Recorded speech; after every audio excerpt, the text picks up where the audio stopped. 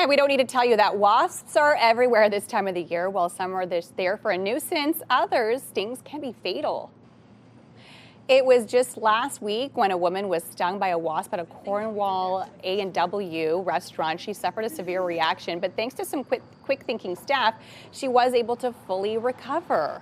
It was insane. It was just, you couldn't see her eyes anymore, her lips, her tongue was completely out of her mouth. But within seconds of having the EpiPen, things started to come back to normal, and swelling went down, the breathing went there. Yeah, it was, thank goodness for the EpiPen, that's all I can say. So what do you need to know about wasp stings and bug allergies that could result in adverse effects from bites or stings? We have paged Dr. Paul this morning to find out. Good morning to you. Good morning. Okay, let's talk about this. Some stings, you know, it's no problem at all. Sure. Others, you can have this adverse reaction. Yeah. Well, the good news is that most bites, you know, come from mosquitoes and you know, flies and so on, and could cause a reaction, a local reaction. It could be a big reaction. So especially young children, you can get a bite on your hand and you get a whole swelling of your hand.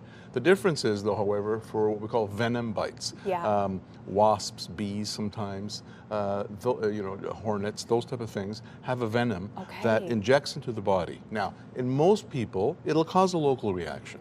Okay, but in people who have a tendency to be allergic, they have reactions all over the body, and that's the difference. So if you have a local reaction, it could be a bee sting or a hornet. I mean, I was bit by one a couple of weeks ago, and it just, you know, I had a bit of a bump here, and that was it, right? Had I been allergic to it, it would have gone beyond where the bite was. So the whole it spreads throughout your body. It spreads through the body. Your body reacts violently to it, really, and causes really swelling of the face, swelling of the tongue, swelling of the throat, difficulty breathing, and can actually cause death. I mean, some people have died of this. So it is, there's a difference. So, but I want people to understand that most people who get bitten don't react that way. Won't have a severe reaction. But if you have had that reaction, so let's say now you were bitten, and all of a sudden, you know, you have tingling in your mouth, you know, difficulty breathing, then really you have to think about, oh, this may be more than just a local reaction, and you need to be assessed by a physician.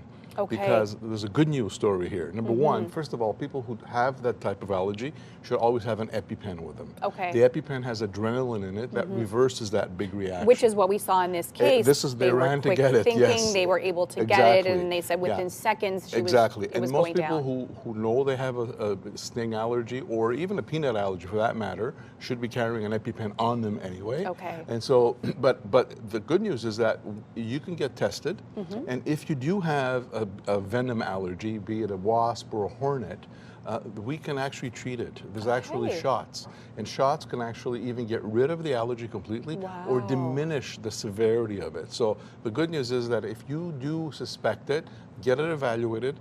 Your doctor can send you to an allergist. They'll do allergy skin tests, discover which type of hornet because there's different types you're allergic to, and then you can get shots for a couple of years, and that will actually either cure or significantly reduce the risk of you having a severe reaction. And that's really the only type of allergy that we can actually cure or actually treat. Interesting. So it is a good news story. So overall, this ended up well, but I think if you know that you have an allergy, that you should always be carrying an EpiPen.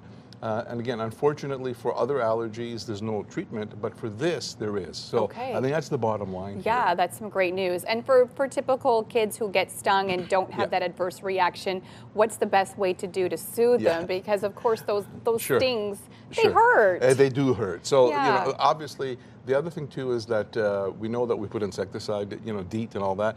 Bees don't care. They'll still bite you anyway. So what we really tell people is that, you know, as soon as there's a reaction there, cool compresses. Cool compresses, if it really hurts a lot or itches a lot, you can take some over-the-counter antihistamines or calamine lotion.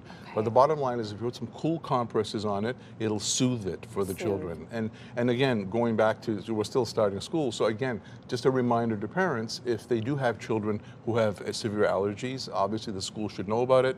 There should be an EpiPen, and there should be an action plan of what to do, whether it's bee sting, peanut allergy, or other type of severe allergy. Perfect. Thank you so much for joining us today and helping us break it down, and some good news if you know you are allergic to wasps and hornets.